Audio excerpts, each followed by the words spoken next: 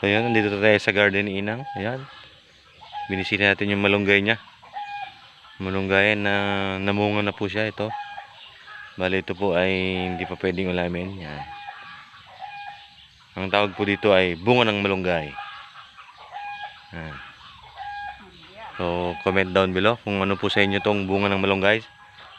Sa amin po ay bunga ng malunggay din po.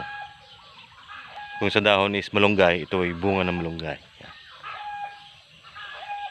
Yung iba marami pang namumulaklak like yan, tulad yan.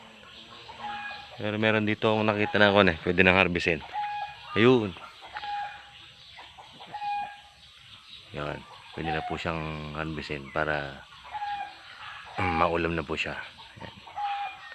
Masarap po ito guys, masarap po ito. Ano pag may halong kalabasa, sitaw, yan. Kamatis, igisa mo sa kamatis, yan. Yan po yung mga bulaklak niya.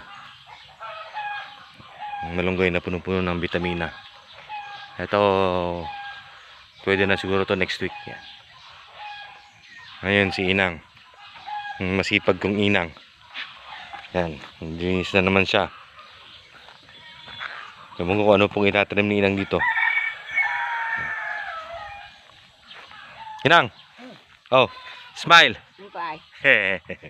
Yan, si Inang ko. Bye.